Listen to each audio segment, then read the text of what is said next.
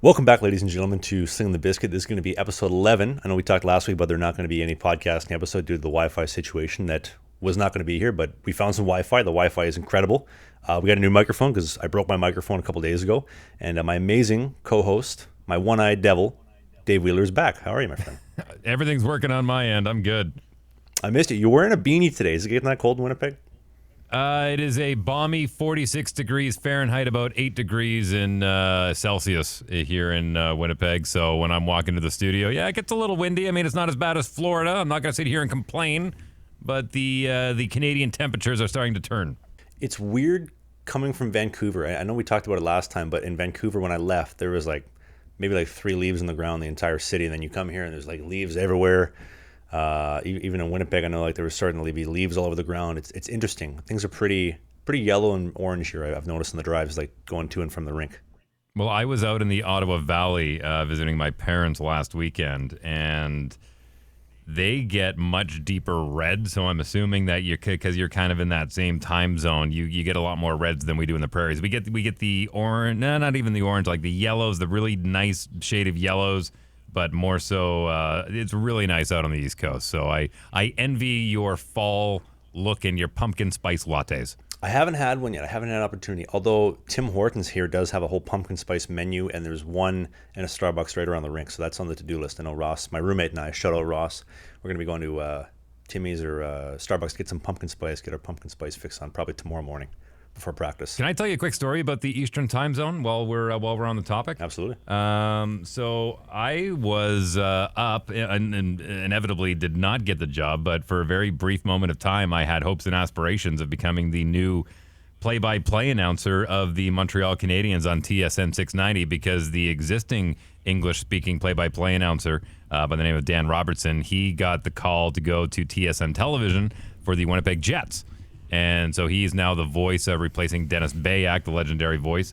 And after his retirement, they tapped on Robertson to go and do the gig. And so that gig was open, and I got asked to send in a demo, and I got excited for a few moments, and then ultimately the rug was pulled from underneath me, and I did not get the gig. But still, the fact that I was even in the running, even if I was mildly even considered for a moment to be the voice of the Habs, even though I can't stand that hockey team, to be the voice of that legendary, record-setting Stanley Cup winning franchise, that was, for half a second, that was pretty cool.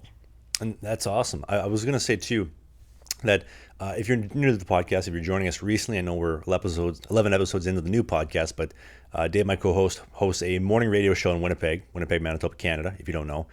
The top morning show for 20 years, not 10, for the last 20 years, as Dave likes to constantly remind me.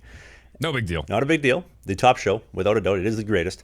And that is how Dave kind of has, I guess, fallen into the opportunity for being the play-by-play voice of the Montreal Canadiens, the Happy Towns.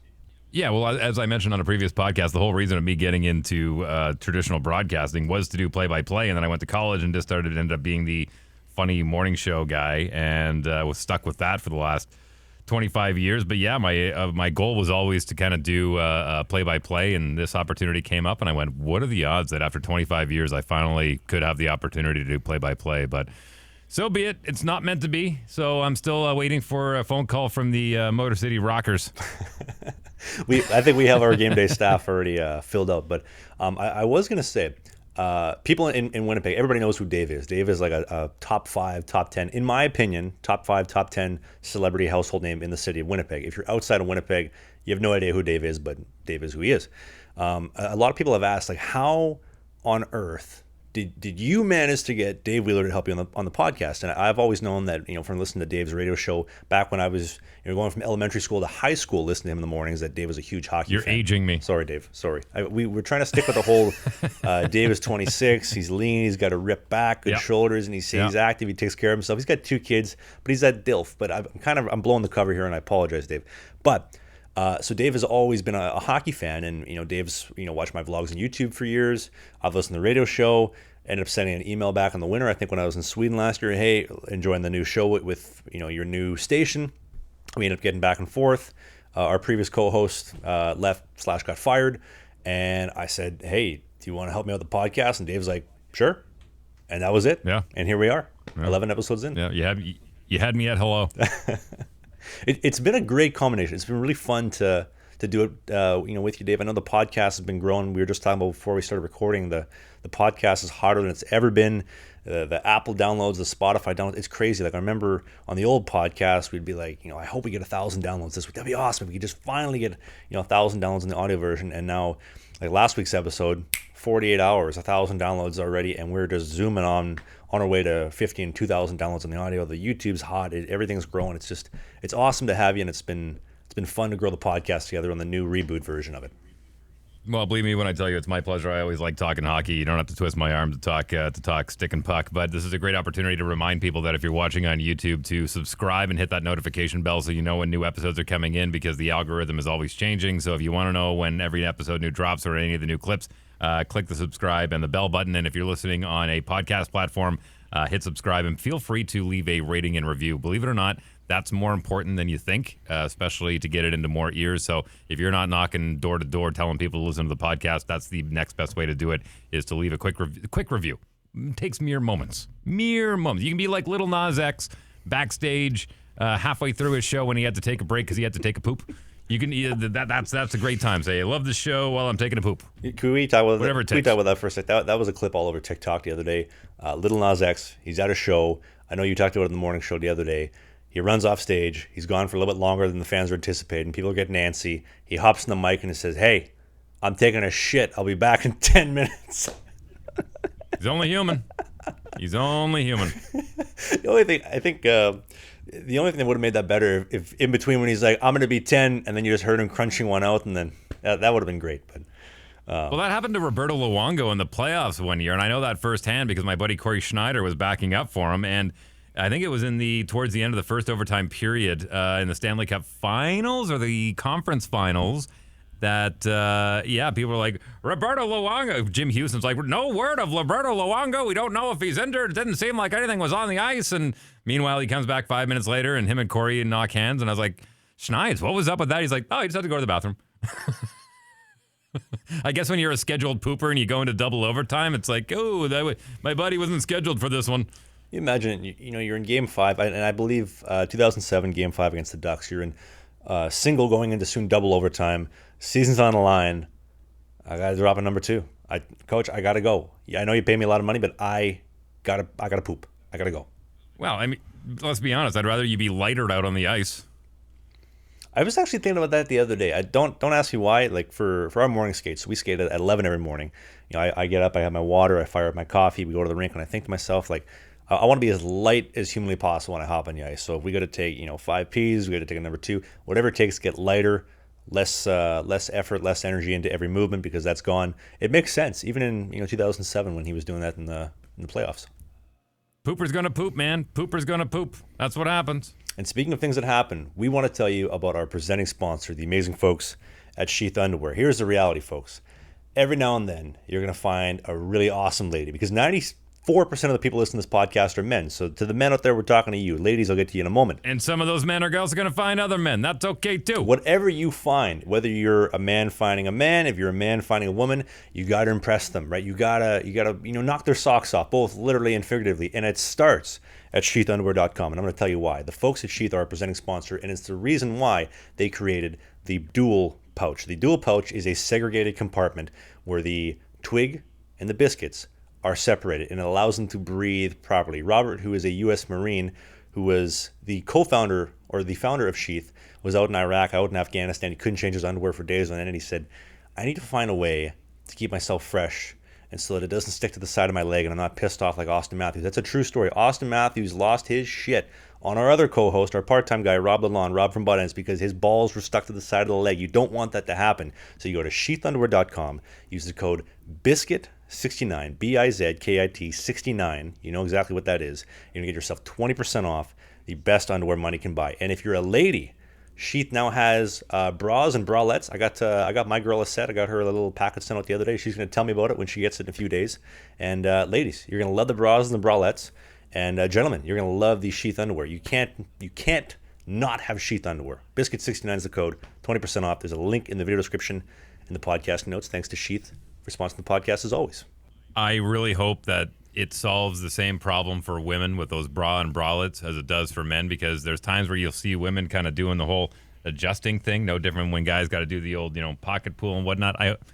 I won't be able. I'm looking forward to your girls' review, because a lot of times you see this happen. You see them kind of bunching it up, trying to get it. They deal with it north. We deal with it south. It's a human thing. No different than Lil Naz X. We're all human. True story. I was on a FaceTime with her 2 days ago, and she was doing exactly that.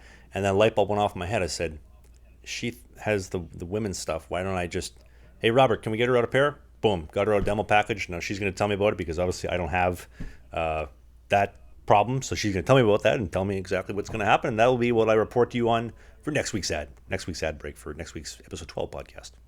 Can I tell you a quick story about some hockey stuff I did over the weekend? I just going back to my radio career and how I always wanted to do hockey, even though I've been doing the morning show stuff. I've gotten to do some really cool stuff with hockey over the years, whether it be doing play-by-play for the Juno Cup or being the man in the stands for the Manitoba Moose and then the Winnipeg Jets and the Winnipeg Blue Bombers. Like, I've always kind of kept my torch in the fire of sports, regardless of what station I was on. And over the years, I've been working with this charity called the Bobby Hull Foundation. If anyone remembers a guy by the name of Bobby Hull, if you're old enough to remember, if you don't remember seeing Bobby Hull, you know the name. Guy had the hardest and fastest slap shot back when they were still making wooden twigs.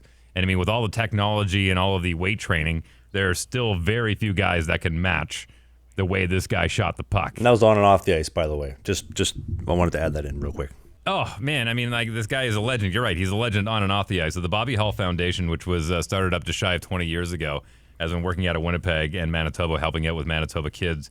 And he played on a line. So there's a really cool story if you don't know. So very similar to what we're going through right now with the PGA Tour and the LIV Tour, where the LIV Tour is signing all these big players, trying to be a rival league and really build their league.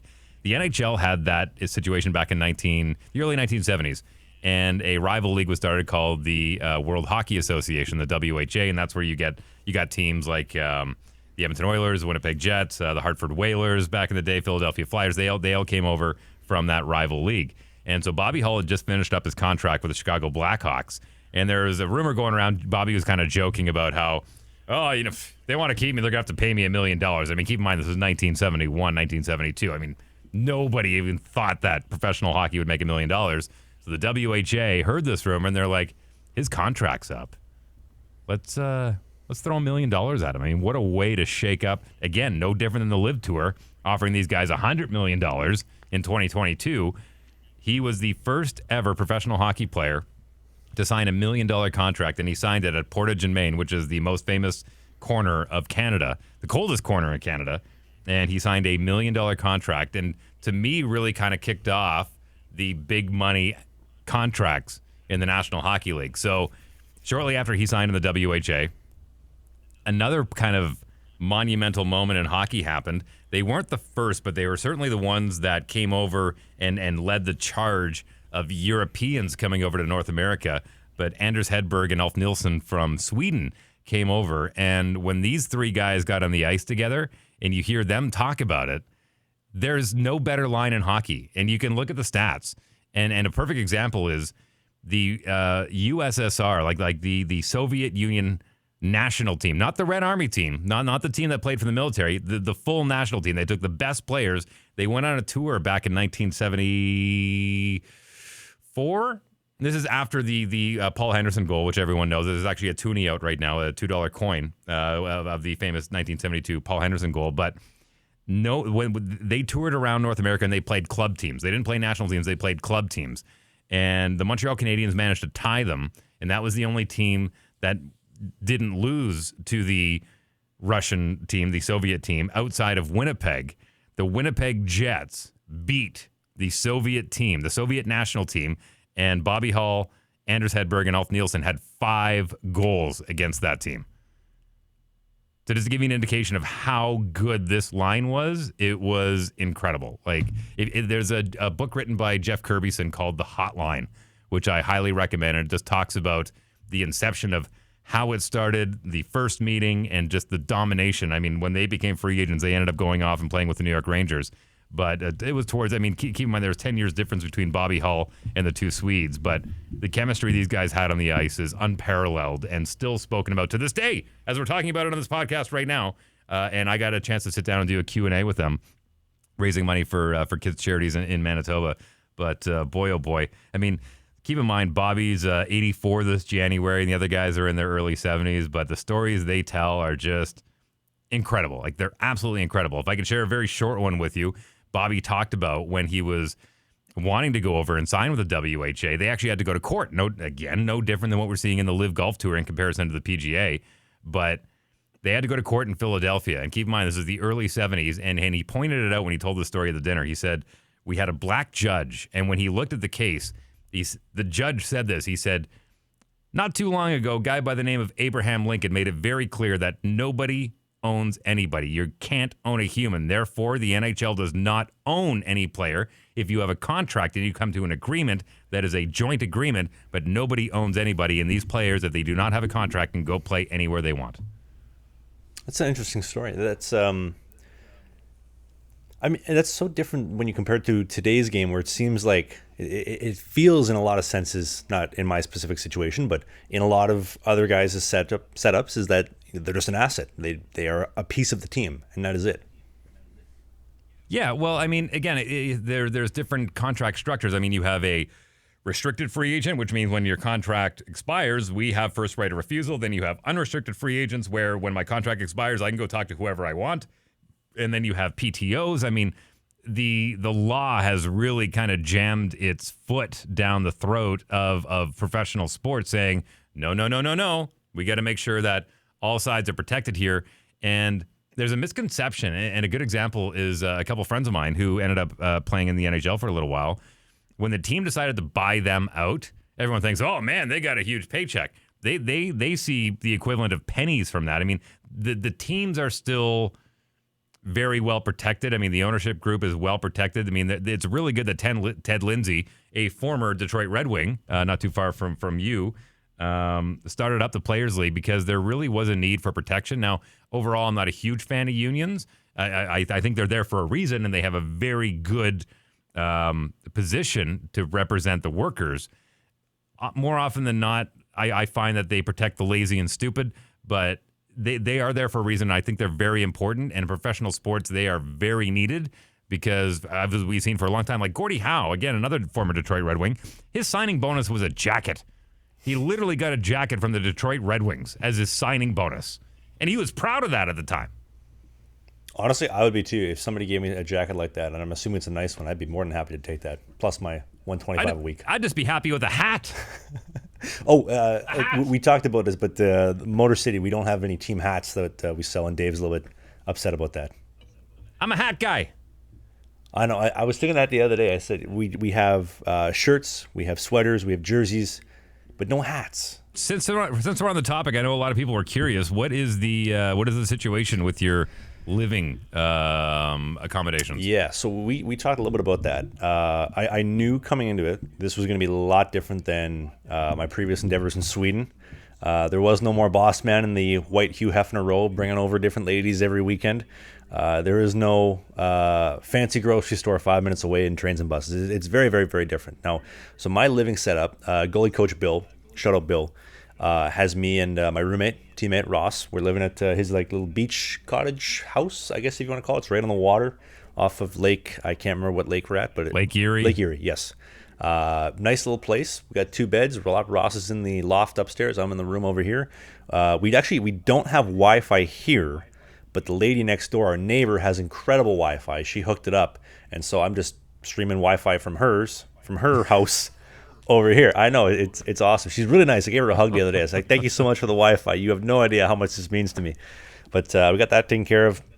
The one, I guess, pain in the ass that I've noticed so far is that I was told, like, right when I got picked up at the airport, was like, hey, Detroit is not Sweden. This is, in fact, the opposite. Is probably the least friendly like public transportation city in North America. Like, it's called Motor City because we build cars, not buses, not trains. This is how you get around. You own a vehicle. And I was like, well, I don't own a vehicle. I don't even have my bike with me. So what do I do? They're like, well, you're going to be getting rides from people, but there ain't no buses, there ain't no trains. And I mean, Detroit is Detroit. You probably don't want to be wandering out of your house, too late at the night. So we've been getting rides to the rink every single day to and from, and it's nice. Different guys pitch in to, help bring us home and take us to and from. And goalie coach Bill's been great. He's been driving us around a lot too, which is nice, and kind of hooked us up with the truck a couple days ago. But that's basically the living setup. We've been skating every day at like 11 a.m. We've been doing hour-long practice, and then 30-minute little inter-squad games. A couple of fellows were talking today about how it would be nice if we kind of got like a flood in between, because like the ice is just, we have 30 or 32 guys on, I guess, technically on tryouts. Not everybody's signed yet. And you got 32 grown-ass men just destroying the ice. Everybody's so heavy. Everybody's, cutting hard edges over an hour. And now we're going to go play a game for a half hour. So the guys were kind of talking about maybe we need to get a flood or at least like a dry scrape in there today. But that's what we've been doing. Skate for an hour and a half. Apparently we sent home guys yesterday and today as well. I didn't even notice, to be honest. We had so many guys out there. Must be nice. Knock on wood. So we're finalizing the team tomorrow, what I'm being told. I hope that I am not one of those guys that get called into the office, obviously. But the home opener is next week, and then we got a road trip right after that. So I know we talked in the previous podcast how I was told I'm not starting opening night. That was set in stone. And then I'll probably get one of the weekend games on the road next weekend in Port Huron. So I don't think that's going to change. Hopefully coaches are happy with my training camp. I've been pretty happy with it overall. Put up a shutout today. Put up a shutout on Monday's training camp. Gave up 2 goals yesterday in the inter-squad game. You're not allowed to count practice as shutouts for the record. Inter-squad games. All right. Inter-squad games, yeah. So that's basically it. Practice has been feeling good.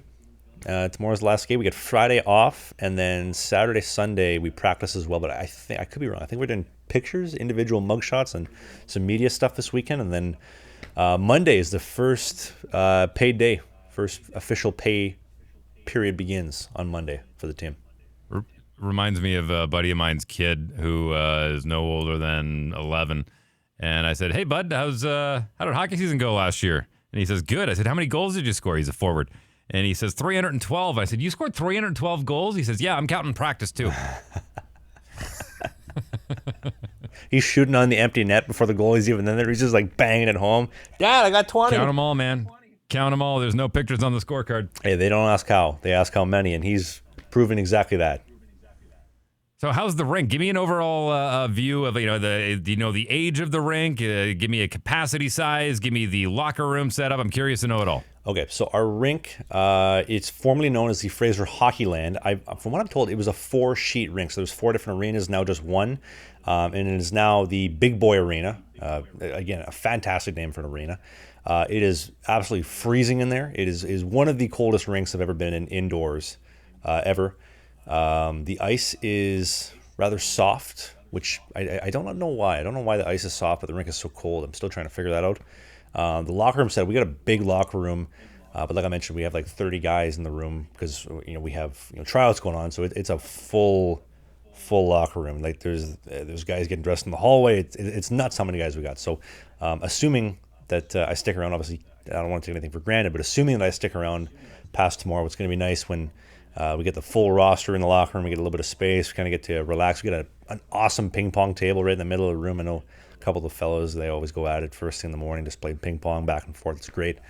We got nice showers. We got a huge shower room, team bathroom. We got the equipment room. We got sticks coming next week, I guess, that we have access to.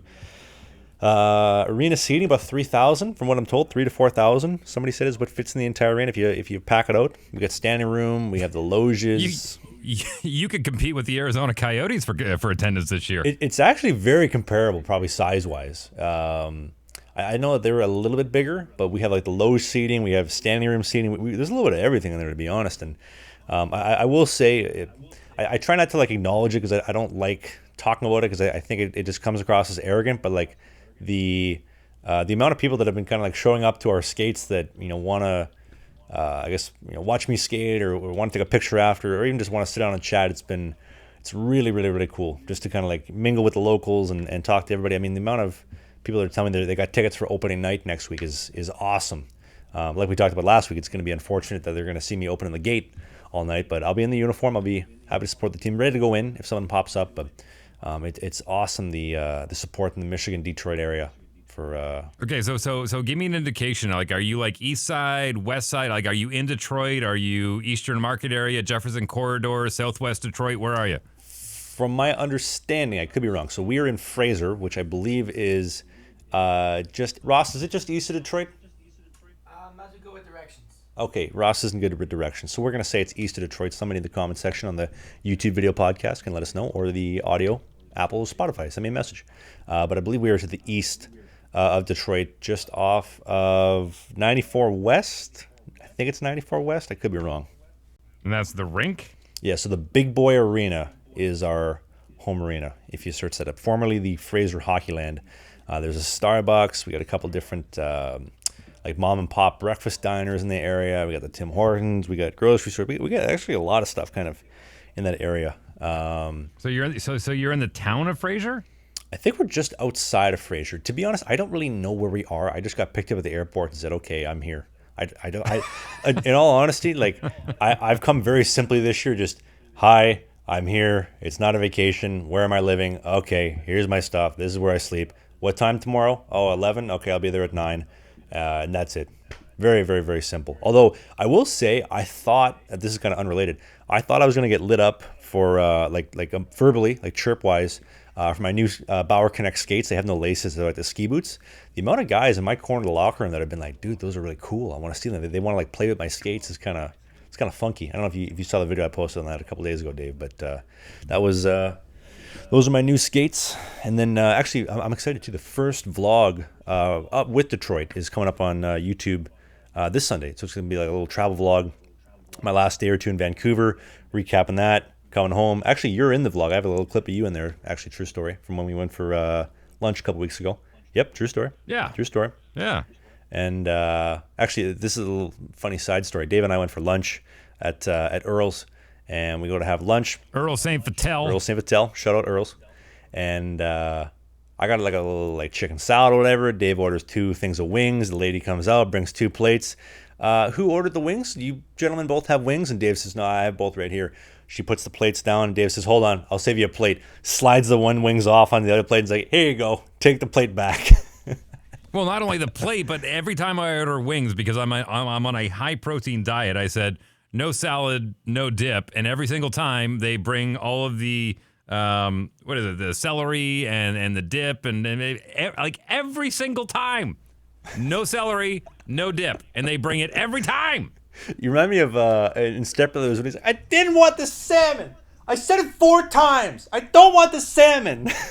Well, listen, I don't complain to them. I just do more subtle things like, no, just scrape them all like, here, take this, because I didn't order this.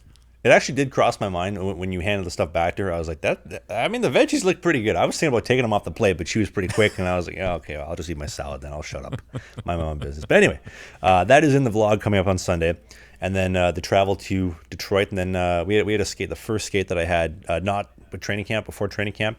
And then, currently working on the training camp video, which will be up next Sunday. So the time this podcast is up, you've already seen the new vlog, hopefully, if you're watching it on Sunday or listening. Okay, so for those that are new to the channel or to the podcast, you have 2 different YouTube channels. Can you explain the difference between the 2? Yes. So I have my primary YouTube channel that you may have known as Trav for Oilers, which I've now changed to kind of Trav, where I document my journeys through pro hockey, previously through college hockey, and even before that through junior hockey, mixed it in with just like some how-to videos, tutorial videos, just videos that I think can help people, whether you're goalie, player, young, old, something for a little bit of everybody. But specifically during the season, I focus on vlogging my journey, my experiences, my trials and tribulations, the good, the bad, the ugly, everything of my hockey journey. And the first video this Sunday is coming up is going to be Life in the Fed, episode 1.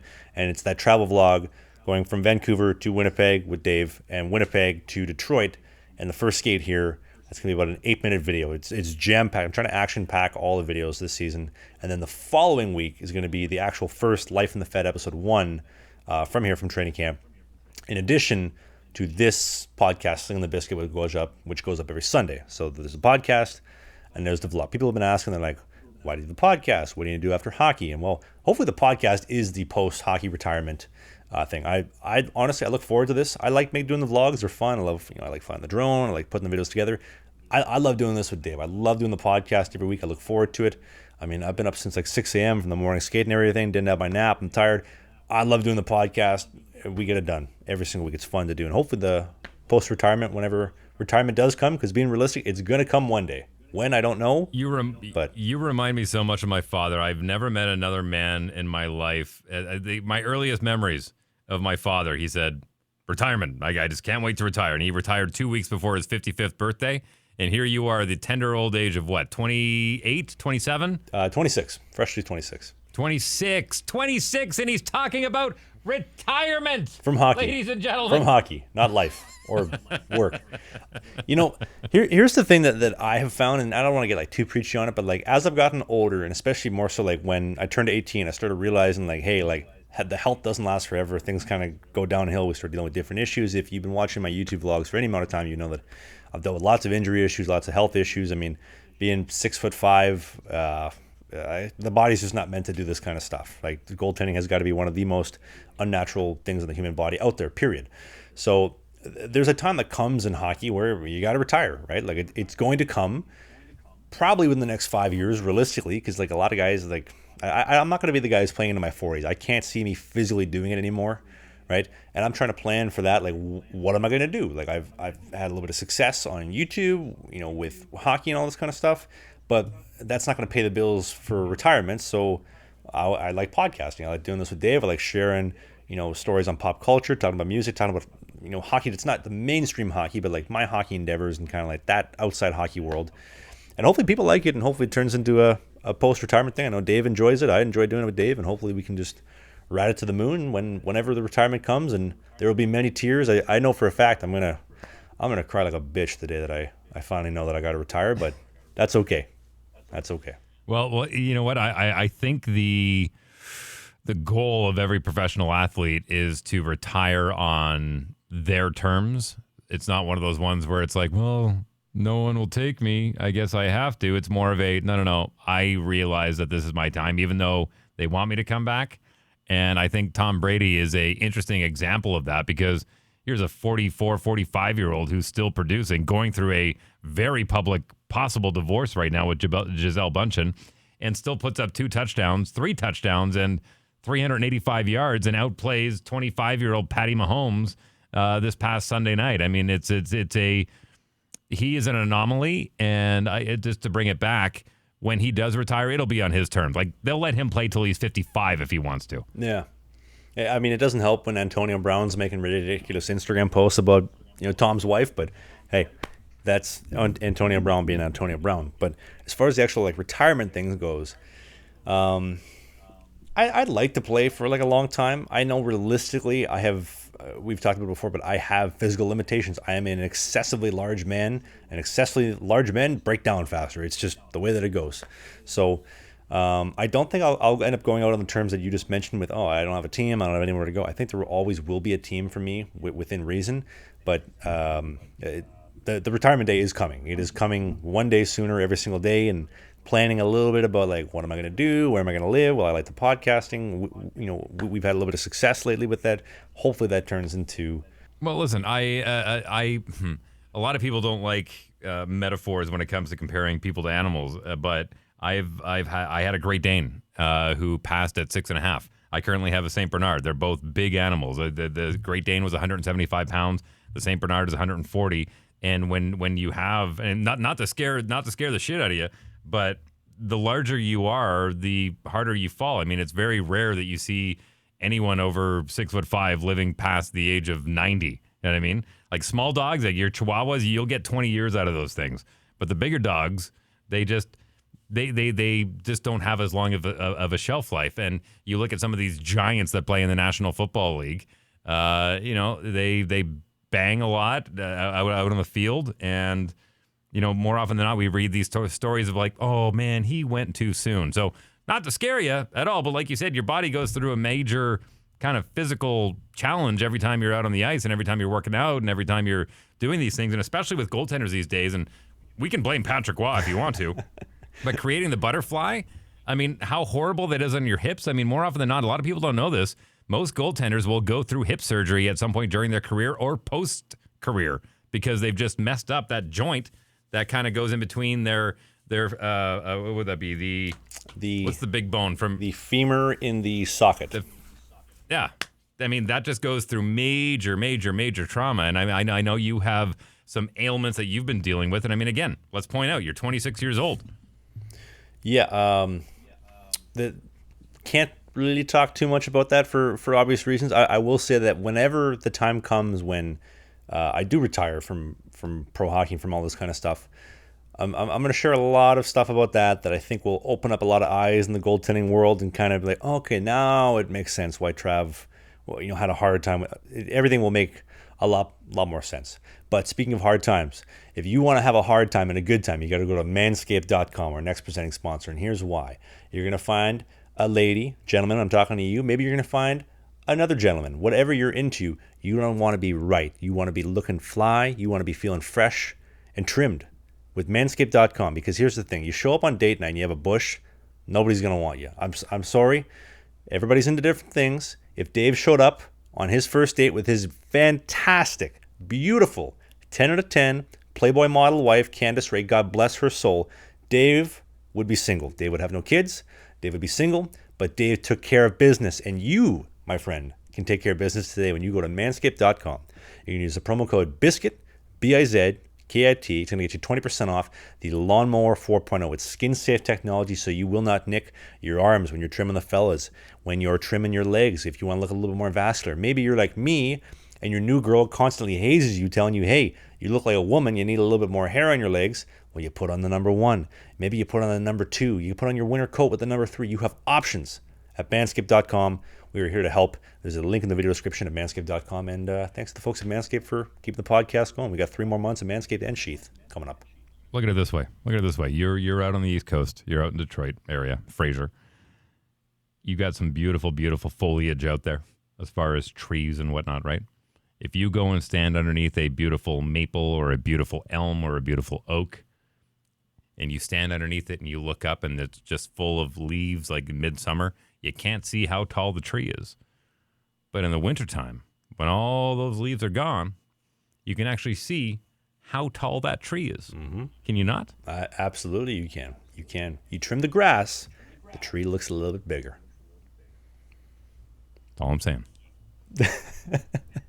Speaking of wood, this may be a terrible transition, but I was going to say, so my new girl, she's a tall girl. She's 6 feet tall, which kind of got me thinking. Oh, you're going to produce beautiful athletes. Put them in basketball. Actually, we were talking about that today over text today. She was saying how she wants to be a hockey mom, but she doesn't want the kids in competitive sports. And I was like, kind of like, well, we piggybacked off of last week at the conversation with, hey, if kid wants to try sports, great. I think it's great. Like we both agreed. It's great for discipline. Have the kid go out and burn some calories, stay active, get into a routine, just have some type of commitment, kind of instill those core values. Kid wants to be good. Hey, that's where I come in. I'm more than happy to help you if you want to work on some stuff. You want to talk about dedication. You want to talk about like actually like making something happen instead of just like playing like rec. Absolutely, I'm here to help. But if not, I will happily hold the hot chocolates and remind everybody in the arena that I have the hottest wife of anybody out there. And unless Dave walks in the building, then Dave's a close second. But I still think I have the hottest wife in the building. This is obviously in like 10, 15 years from now. But so I'm going to go see her at Christmas time. I got my ticket booked actually as of 2 days ago. I'm going to go see her and spend some time in Vancouver at Christmas time, my favorite city. That means you've made a commitment for the next 4 months at least. Well done. Yep. So I'm going to see her in Vancouver at Christmas time. And yeah, Dave, I'm absolutely nuts about this girl. She's something. Good for you. Yeah. That's a good. Isn't that a nice feeling? You know what? I don't know if anybody. You know what? We're like 40 minutes in the podcast. The only people listening are the hardcore ones. I guess I can get a little soft on you. I genuinely feel like a 15-year-old high school girl when I talk to like my new girl. I get excited. There's always something new to talk about. Like she's just a really intelligent, intricate human being, and I love just like like Shrek, like peeling back the layers. Like, and I'm not saying she's an ogre, but I'm just saying I like peeling back the layers and kind of like getting to know more about her every single day. And things have been going really, really, really well. I mean, I was just on the phone with her for like 2 hours before we started doing the podcast, and I'm looking forward to seeing her at Christmas time, and hopefully, if all goes well, produce some NBA babies that will get me an early retirement so I can quit this podcast and just sit on a pile of money. Well, let me tell you a very quick story here, and it kind of plays into what you're talking about. And this is off the heels of me watching King Richard, which I took a little while to watch so I can watch it free, because Will Smith is in it, and I love Will Smith. But as far as when it comes to kids and athletes, here's a guy who said, "Baby, we need to have 2 more girls because they're going to be tennis champions," and he wrote up this plan. And it's not very often you write out a plan for your kids and hold them to it all the way. But my wife's father left when she was 4 years old, and she hasn't seen him since. She is the youngest of 3 girls, pardon me. She's the youngest of 3 girls, and he bailed when she was 4, and she has very vague memories of him and hasn't seen him since. When her and I met and decided we were going to share a life together, there's a part of me, just because the way I was raised, that I needed to track this guy down. And so I managed to find him, and I convinced him to go for coffee with me at a Starbucks. And I was there early. As soon as he walked up, I knew it was him. I could just see it in him. And we sat down, and he said, "Hi." We shook hands, and I said, "Hello." And I said, "Listen, I'm just here not to judge. I don't have any questions, but I'm here to tell you that your youngest daughter, Candace Ray, and I have met. We've fallen in love. We plan on moving in together. We plan on starting a life together. And no matter how far removed anyone is from their children, I think in my mind, you would always want to know that they're okay. I'm just here to let you know that I'm going to take care of your daughter for the rest of my life. And I want you to know that she's going to be okay." And he nodded his head, and he shook my hand, and he walked out the door. And that was literally the conversation. Now, as much as people are going, "Oh, how sweet is that?" I had ulterior motives. I wanted to see how tall he was, and I needed to know that if we had kids, if I could at least have a ballpark idea of how big they were going to be. That started off as such. Wrong? Is that wrong? No, you're absolutely not wrong, Dave. And I'm going to tell you why. Because my woman was telling me yesterday, she was like, "You know how you talk about the genetic lottery win?" And I said, "Yes." How I'm 6'5", she's 6 feet, and we have all that kind of stuff. She has like Dutch background, and she's a very good looking girl. I said, "We are going to have the greatest looking kids in the entire hockey ring." And she says, No. We're going to have the greatest looking tall kids with blue eyes. And I said, "What do you mean?" She's like, "You have blue eyes. I have blue eyes. We're tall. I'm blonde. Well, she's blonde. I have dark hair." She's like, "This is a winning combination." I was like, "So you thought about the genetic lottery as well?" She said, "Yes, I did." And I was like, "Yes, this is a winning formula." That's not a bad thing, man. Not a bad thing. But the most important thing is make sure you love them. Absolutely. I was telling her today, like, you have a kid, in my perspective, like, look in the future, have a kid, you want to play guitar, you want to do chess, you want to do hockey. I don't give a shit what you want to do. If you want to be happy, that is what matters to me. If you are an open-minded, contributing member to society, you're not, causing problems, I will support anything you do. I don't really care. But that's just how I see things. And I think that we share, like, you and I both share very similar values in that. Well, you know what? I heard a great quote recently, and I've heard it before, but I was reminded of it. It said, if you're voting before the age of 25 and you don't vote liberal, you don't have a heart. If you're over the age of 25 and you don't vote conservative, you don't have a brain.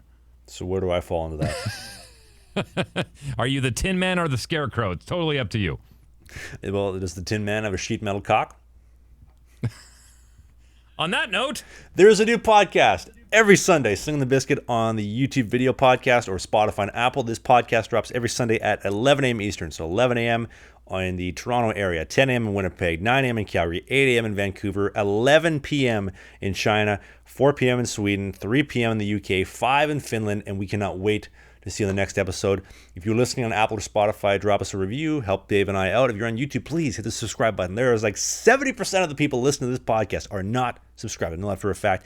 If you got a couple extra bucks, you want the best underwear money can buy and impress your lady and or man on date night, pick up some Sheath Underwear with the promo code BISCUIT69. Get a lawnmower from Manscaped, trim up the fellas, making sure you're not having a bush on date night. And Dave and I will see you next Sunday for Slangin The Bizkit.